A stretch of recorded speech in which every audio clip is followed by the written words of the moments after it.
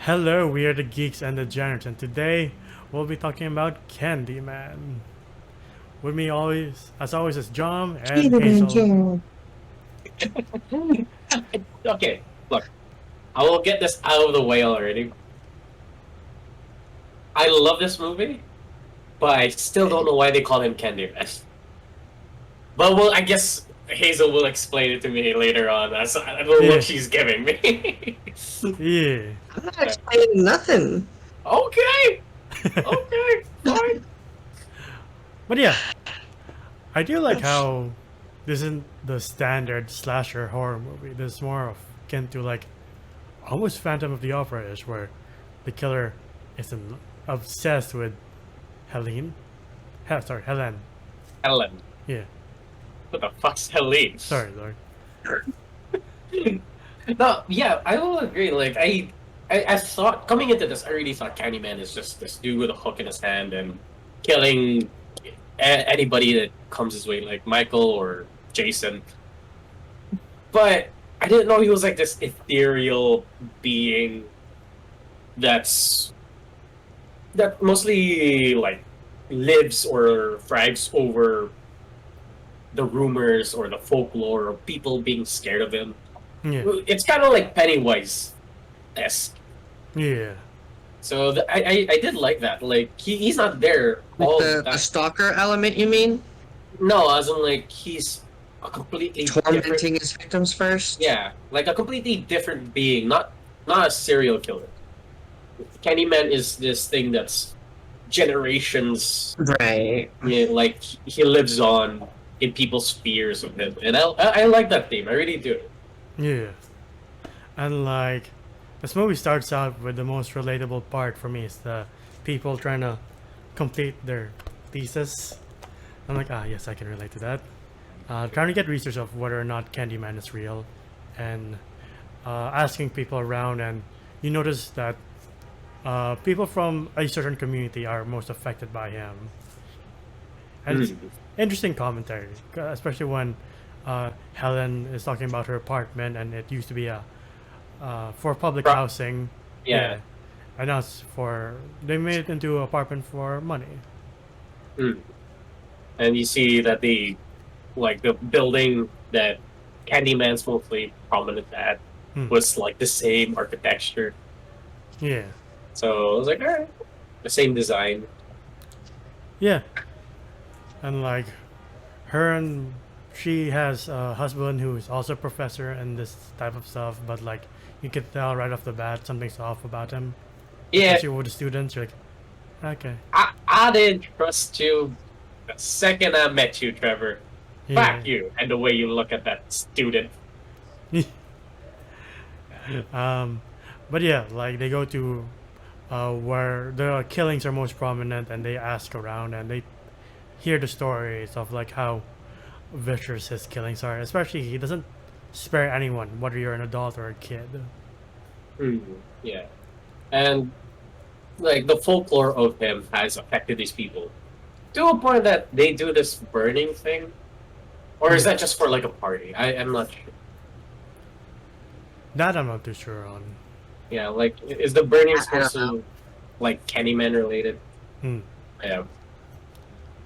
But like she learns the story of the kid who got killed from another kid. I forget his name. But like as she's investigating, like the people who are in the area don't like the fact that she's investigating, or they think that she's investigating them. But like she's trying to figure out who Candyman is, but they don't like that. Okay, question. Like her entire thesis is about folklore and how it affects people in the communities and. But I'm sorry. This is a question for both of you. Are you willing to go to the ghetto for your thesis? Because I would. Yep. I would. No, why not? Uh, I mean, I grew up in one, so Yeah, but I mean, I was like, oh lord. Yeah, you know what? Oh, I guess the internet wasn't as prominent back in the day. Yeah, So you kind of had to get your information firsthand. yeah. What year was Candyman? 1992. yeah, Yeah, I mean, like the internet existed, but not But for like everyone. It was more like for businesses. Yeah, Yeah. and like, sure, if you were able to afford one, it's not like internet now where pictures and long paragraphs of this information that you need will be there. To answer your question, John, like I would just send emails to get the information I needed. Yeah. Like, do Yeah, you have this information? Yes, no, maybe. And like whatever yeah. they give, I'll just take it. But yeah, you also hear the backstory of Candyman, where he is the son of a slave and he fell in love with another a rich man's daughter, but he didn't like that, so he sent his thugs after him, and he was murdered badly. He had his hand cut off and replaced with a hook. He died via bee stings. So it was a nice death. No, he didn't. Oh yeah, he died by B6 and then they burned him on the stake. Yeah. Yeah, and that's the part where I was like, when I saw like trailers or clips for Candyman, I didn't understand the B part. Now I do. Yeah. And You guys know, like, I don't know if Candyman, like his character or whatever, is like supposed to be allergic to bees or anything. But do you guys know that, like, if a person who has no allergies to bees whatsoever, could you still die by like a shit ton of bee stings? Think so. I think they said so. like 100 bee stings can kill you. yeah. That's why, like, oh, a single bee sting is fine, just as long as it's not 99 more. Yeah, like they still produce venom, I think. So there's a limit to that. Yeah. But yeah, like she goes into the bathroom where the kid was killed, and she's confronted by these men, and he's pretending to be Candyman. I will say I love the way they took the cinematography and how they did the tone for every time Helen goes into a little tight space or an area or a corridor or an abandoned bathroom with shit stain on the wall. Like, You guys. Hmm? No, continue. oh, okay. Like, it's slow. You just feel the tone of the entire scene. You're there with her. Like, I don't know. Those were the most like the freakiest parts of the movie for me. It wasn't the jump scares or the dog coming out of nowhere or Candyman being beside her. It was like those scenes were just like, oh Lord, this place is horrible. Yeah. And I don't know. I like that. They did a really good job of that. Yeah. But yeah, she gets knocked out, and like she wakes up, she gets saved by the kid, and then she's taken to the police station to identify the suspect. And at the end of that, they're like, I guess that's the end of Candyman. We solved the problem. That he's just a rumor that people are pretending to be Candyman to scare people away. I guess that's it. Yeah, but then you see the length of the movie. It's like, oh, we have an hour left. Yeah. Like, And then as she's walking in the parking way, you think everything's fine, and you hear Helen. You're like, oh God. Yeah. I agree with because we talked about this movie before filming this, yeah. and I agree with Hazel that Tony Todd's voice is fucking amazing in this one. I'm like, whoa, talk more, please, talk more. Even though it's in a creepy voice, I was like, that's a straight up ASMR in your ear. I was like, wow. Yeah. It's like you were not content with the story, so I was obliged to come. Yeah. Be my victim. And I don't know, that shit was freaky for me. I like the Like- cinematography too when it's up close on Helen's face. It's almost Citizen Kane-esque. No, I love the direction they took where Helen's like getting into her like old Ford Fiesta, and Candyman is probably 50 feet away from her, but it's like he's right in your ear. And I was Yeah. like, ooh, that's freaky. I like that, but that's freaky. Good on them. That was nice. Yeah. And then it's either by his powers or just by his voice. She gets knocked out, wakes up in Anna Marie's room, and like she is covered in blood, and she discovers her Rottweiler has no head anymore, and Anna Marie's freaking out because like, where's my baby? Why is the crib filled with blood? I really hope they didn't pull like a Godfather in this one. Or like they use an actual horse head? I don't think so. Okay, thank God. Like they used an actual dog's head. That thing looked real. Yeah. Little Cujo there without his body. Like God. Yeah. And like she's trying to defend herself from Anna Marie who's trying to stab her, but like the police enter the wrong time when she's about to like looks like she's going to kill Anna Marie. This girl gotta stop picking up shit. Yeah. I mean, I get it. Like, she has to get, like, a knife cleaver to defend herself from Candyman. But, like, she always has the worst timing. Oh yeah, and then you see it like throughout the movie, like she is arrested, but she's saved by her husband, and then he's like, "Well, it can't be that bad, can it?" And you see like a crowd of people in the front of the building. You're like, it's bad. Not well, because they thought... Because she hasn't killed anyone yet. Like, it doesn't look like she killed anyone. Yeah. They think that they kidnapped the kid, she killed the dog. But she hasn't murdered anyone yet. It's just the dog. Yeah. So it's still a little bit loose. Like, no, it's not that bad. It's okay. We could still fix this as long as we find the kid. Yeah. Yeah. And then as she's recovering, she hears him again, and like he pops through her bathroom cabinet, right? I don't remember. All I know is that she gets hallucinations, or like she gets flashbacks to that wall with a hole and the dude's mouth is in the middle of it, where that's Candyman, and the murals of Candyman on the walls of the apartment that she trespassed in. Yeah. And scenes of like the dead dog, the mom crying for her kid. Yeah. He tries to get her, and he's constantly going like, "Be my victim."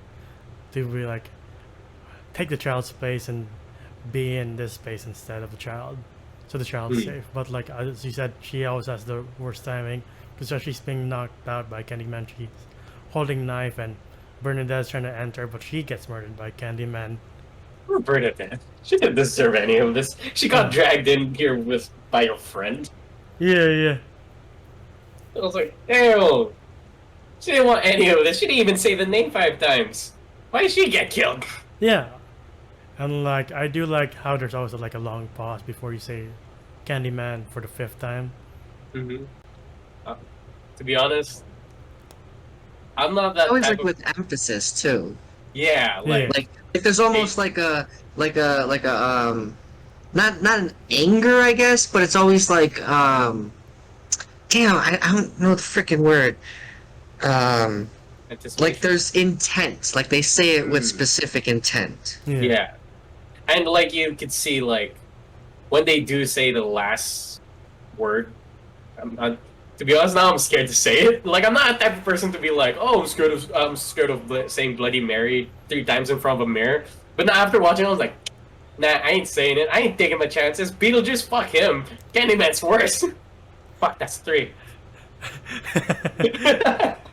But like I have the same. But like experience as you.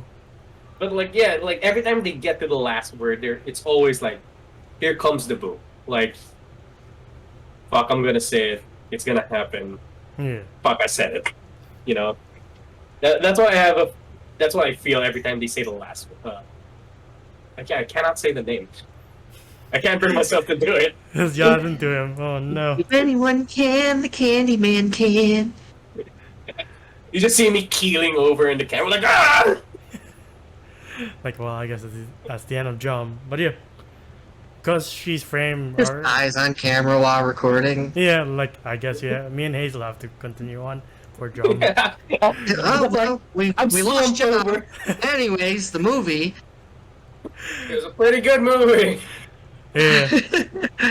But yeah, she's confined to the psych ward because, again, it looked like she stabbed the shit out of Bernadette. We're like, oh, poor Helen can't catch a break.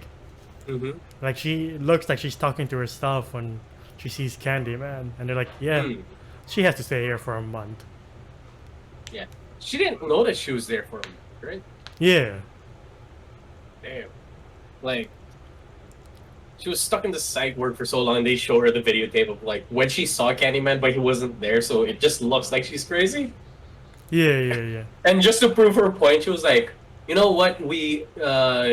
She did say if I trade my life for the kid lives, kind of thing." And he was like, "Okay, then I'll show you. He's gonna come and kill me Hmm. as long as the kid lives." Looks at the mirror, says it 5 times, and then kills like the psych ward Yeah. manager. I'm like, yeah, that was uncalled for. He didn't deserve that. Like the fact that he uses a hook just makes it extra brutal for me. Like Jesus Christ. Yeah, and knowing the fact that it was from anus to nape. Oof. You know, it's funny because I actually think I Know What You Did Last Summer was influenced by Candyman. With the In, whole in, hook in thing. yeah, in the way of the hook, yeah.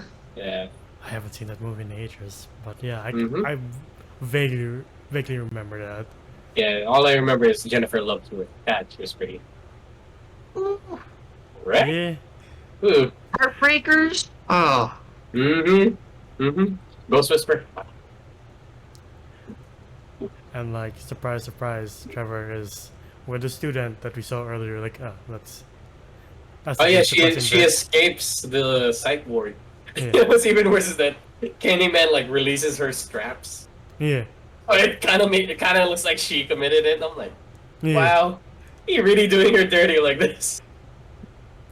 But she knocks out a nurse, steals her clothes, finds her way back into her apartment that's been painted bright pink. Yeah. To hide the smell of that, I guess. Right? To be honest, okay, I guess they paid a lot for that apartment. But like, if somebody died in there, I don't think I could bring myself to live there. Right? Yeah. I mean, then again, Like, I like. but Oh, I guess yeah, beggars- that kind of thing doesn't bother me. Yeah, like I guess sometimes beggars can't be choosy. Like, Yeah. we got no other place to go, so we just gotta live with it. I mean, several people have died in my house, so but I'm just fine about that. Not by murder, but by heart attack and like other Okay, that- other stuff.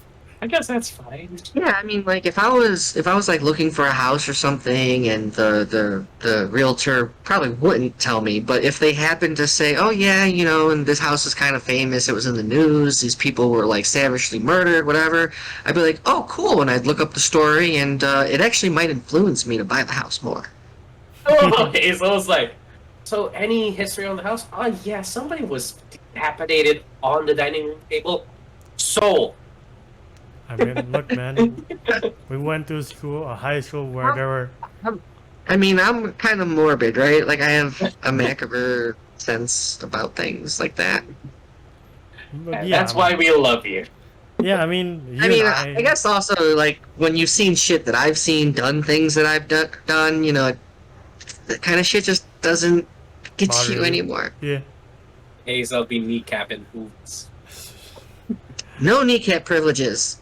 But I was about to say, like, you and I have come from a haunted school where there's a lot of like deaths, quote unquote. So we turned out fine, kind of. Yeah, but I didn't see anything. But yeah, she decides like there's nothing else to do, so I might as well take the child's place and be myself a sacrifice. Yeah, after dissing the apartment. Yeah. It's like, horrible colors. Khaki. There's paint cat on the wall. I'm like, alright. All right. Yeah, and I always got the sense, right, that like the horror movies that came out in this era, right? You said it was out in '92, so like in that era, they're special, right? Like they probably weren't then, right? They're just making movies. Oh, here, watch this, right? But now, today, looking back on it, like that whole era is kind of like a special era. You have Friday the 13th, Nightmare on Elm Street, Candyman, Pinhead, Phantasm, just all these horror movies that are like similar, but not like in the story, but like similarly made. Like they feel the same. At least that's how I feel about them. It was like a golden age for horror at the time. Yeah. But for me, Candyman stands out though. Shit, that's fork. This movie stands out to me more than Freddy or Jason, in my opinion, because I don't know. Not Pinhead. That's the character. I meant Hellraiser. Hellraiser. I love Hellraiser. But this movie stands out to me because, again, you don't know when the killer's gonna come. You don't know when, like, oh, at this scene he's gonna come out of the corner, something like that. But not. He doesn't. He comes at the most unexpected times. I was like, that's pretty good. I like this movie. I kind of like it more than Nightmare on Elm Street and probably the first Friday the 13th movie. Well, it was just the mom then, not just... Yeah, I was always say, like, nothing really happened in the first one, aside from the mom killing people. And sex. Yeah, and the sex. But yeah, speaking of which, like, Candyman does get this obsession, and, like, he fills her up with bees. You're like, that's freaky. Like, things coming out of you, like, no thank you. Yeah, she kisses her with bees. Yeah. And the fact that Tony Todd actually had bees in his mouth. I'm like, are you okay? Are you comfortable? Did any of those sting you? Commitment. The commitment. I give Tony Todd that. Amazing. Amazing work. Amazing acting and dedication to the role. Yeah. So good on him. But he disappears and she finds the child in the fire and she's like, that's not good, I have to save it. No, yeah, she hears the kid on... I love how the kid a while ago, the one that he was like giving her a tour of the place, like, oh, this is where he is. Yeah. Showed her the pyre. Oh, we'll burn this for something, like a party or something. Yeah. Which foreshadowed later on. I was like, ow. Pretty good, pretty good. She hears a kid crying in the fire, and she has to rush over there and save the kid. Yeah. And like at the same time, Candyman's trying to make her stay and like be mine, and like she's trying to escape, obviously, because the whole thing is now on fire. And like, oh, by the way, there's a mural. Before he kissed her with a bee mouth, there was a mural that pretty much showed that, oh, she looks exactly, or she probably a descendant of the girl he fell in love with, had a baby, and then got killed for it. Yeah. So that was a big thing, a big reveal by the end. And that's why he's so obsessed with her, because she looks exactly like his former love interest. Yeah, and he didn't kill her like everybody else. Yeah. Yeah. But like poor Helen, she's trying to escape, and like a beam on fire falls on her. I'm like, I guess she's not making out of this. Oh yeah, by the way. So she picks up a hook as a weapon to defend herself. But as she climbs in, one of the residents sees the hook sticking out of the pyre, and they're like, oh, he's in the pyre. Yeah. Let's burn it while he's in it. Yeah. So they do, not knowing that it was actually Helen. Yeah. Trying to save a kid, and that was the whole situation. Yeah, that's why when she makes it out, they go from like, yeah, to, oh no. Oh shit. Oh god. Yeah. Oh shit. Because I thought, oh, this is a redemption. She shows up with a kid, she didn't really kill anybody. Yeah. It was all him.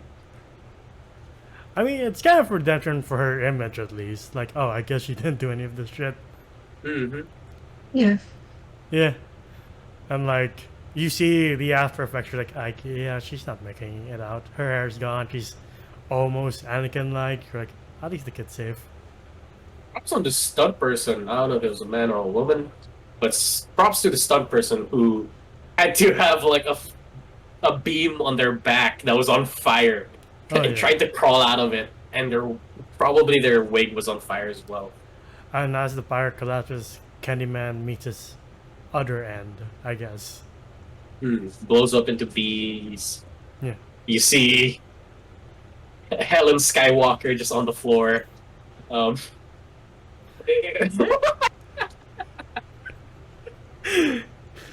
She was burned, okay?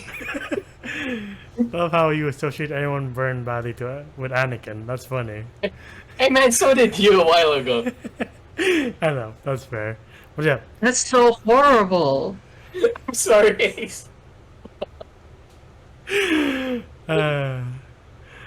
yeah.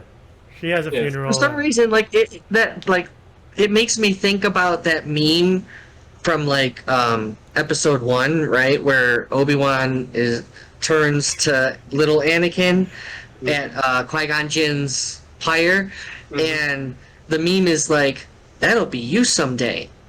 Twice.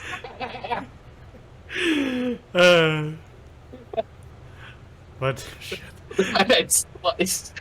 Yeah, well, speaking of funeral, we got to Helen's funeral, and there's a few people at first, but the entire community, Anne-Marie and the kid, come to pay their respects. Yes, because they do appreciate that she was the one responsible for killing him. Yeah, well, I wasn't falling for it. But yeah, she was pretty much responsible for killing the fable, the thing that they were sprayed on, and giving back the kid. So there was a bigger impact. But that's not the end of the movie. No. Ooh. Trevor's filled with regret, and he says her name 5 times, and she appears behind him like, "What's wrong? Are you scared?" Right? Like, you can tell that his relationship is falling apart with his college student as she's like trying to make dinner. Yeah. And he's grieving. And like, she has the curse of like, wrong place, wrong time, what the fuck are you holding that for thing. Right? Yeah. she pretty much had the Helen disease. Yeah. And then you see the mural where Candyman is now replaced by her. Like, oh, the cycle. Yeah, and it's on, like, her head's on fire, but it's more like a shining mural of an angel. I was like, that's actually really cool. And I love her design being a ghost. All that was missing was a black suit with a helmet and a lightsaber. God. Jesus Christ. I hate you! But yeah. Anything else to add on? Was there Yeah. like an John had mentioned, like the dedication of the actor, with the bees and stuff. I had wanted to mention that I love the fact that the same actor played like the coroner in Final Destination. And so he's all knowing about death and everything, and he's like really creepy, kind of like, just he almost, like, it feels to me at least that he's like playing the same character, but he's not a killer. He knows about death. And I don't know if like the in production whatever, like it's supposed to be like what's that, like an homage to his former character or not. I don't know, but it feels like it feels related. Yeah. I mean, whoever Tony Todd plays as or voices, it's always very intimidating because, again, that voice. Yeah. And his presence. This dude's 6'5". That's tall. So when you see him at the corner with a long trench coat, just I'm gonna die today. Yeah. Well, of course, for sure the actor's nice, but whoever he plays, I mean. Yeah. Like, he and Keith David have such deep and interesting voice. You're like, I recognize that voice everywhere, anywhere. I would recognize it. Yeah. Same here. So like when he pops up and like things like the Flash, I'm like, holy fuck, that's Candyman, as I think Reverse Flash. But yeah. Yeah. But yeah, all that stuff being said, what would you rate the movie? To be honest, I think Candyman. God damn it! Hi, Jump's mom. Something happened on set. That was it. I gave it a solid score. I'm just like dead on the side. Hello, Jump's mom. Your son just died on us. Hope that doesn't bother you. Dom's score is dead out of 10. Dead out of 10. Yeah. It was a pretty good movie. I backed it in real life. But I give this one a solid 8. It was a really good movie. And the tone, like, again, how they did the tone was so fucking good. Like, for me, I was there for that more than the scares.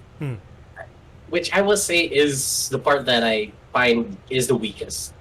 Where every time they would show Candyman or they would jump scare us with Trevor jumping on the bed and making us go, I found those weak when it came to the scare department.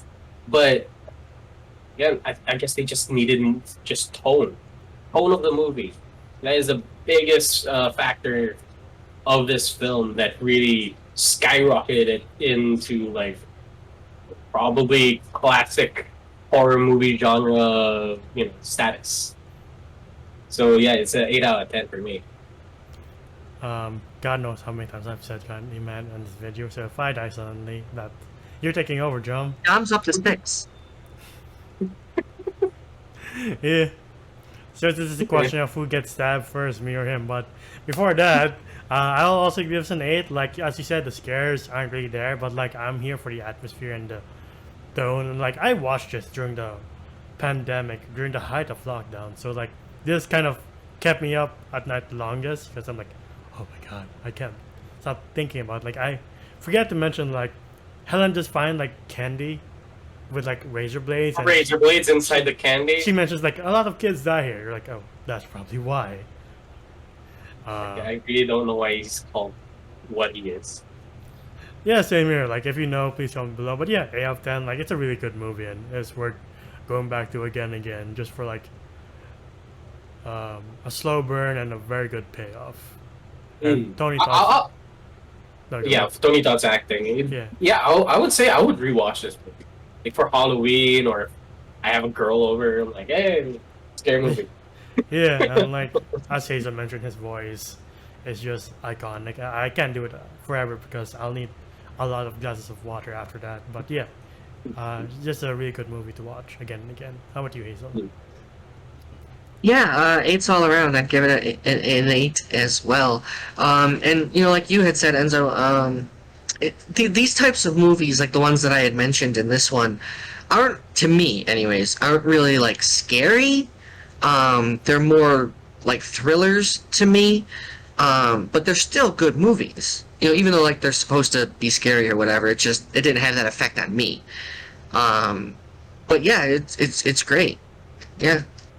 Yeah, and like before we end, like it's interesting that Hazel brought up like horror movies of like the 80s and 90s because I think I think Chris Tuckman mentioned like if you see the history of horror movies and then you go to like late 70s to like the 90s, you see like a change of like something just happened and you have all these unique horror movies and villains like Pinhead, Leatherface. Jason Voorhees, Yeah. Michael Myers, Freddie Mercury. Yeah, Halloween. I didn't even mention Halloween. Yeah. Yeah.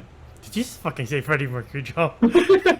Like that threw me off. Like, did I hear that right? But yeah. Oh yeah. I don't know if you guys have ever heard of it. Or seen it. If you have, I mentioned it earlier. Phantasm. Very, very, very good movie. It's one of my favorite in the horror genres. I think they made 3 of them. Okay. I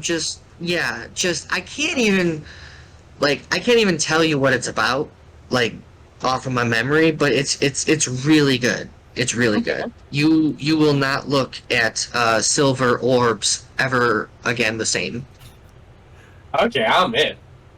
All right. I'm looking at the poster right now. Yeah, we can try this out. Maybe do a review on it someday in the future. Yeah. But yeah, that's been our video on the original Candyman. What do you guys think? What's your favorite slow burn horror movie? Please comment down below. And if you want to find more of us on YouTube, please like, subscribe, and ding the bell icon to get notified of when we upload next before Drummer meets his enemy at Candyman, or I do, for mentioning him a lot. He just was in fear. That's funny. He's getting it first. He said it the most. Yeah, probably. But yeah, before my ad happens, I guess, you can also find us at Facebook under the same name. We react to trailers, stream video games, and about our lives from time to time. If you want to hear us on the go, or if you're exploring creepy places, you can listen to us too. Why not? And you can also enjoy our greatest moments on TikTok. All of those are under the same name. The links are down below. You can find me individually at Gandalfus995 on IG and Twitter. How about you guys? You can find me at John GEOM _ on Instagram. It is my art account. How about you, Hazel? Okay. Sapphire Hazel and the number 7 for IG and Twitter, and then just Sapphire Hazel for YouTube and Twitch. Also, I'm thinking about starting a reaction channel for like music, movies, that type of thing. So I might, just in Oh, case. But I don't know what I'm gonna call it. So All right. But yeah, that's all the time we have for this video at least. And for the next one, I believe Edwin Uriti is coming back, so look forward to that. And yeah, but yeah, and we're all gonna cry together. sure. Yeah, talking about some anime, I guess. But yeah, that's all the time. Dumb anime. Okay, anyway, pause this off. That's all the time we have, folks, before Drummer explodes. But yeah, we'll see you on the next one. Bye, everybody. Yeah.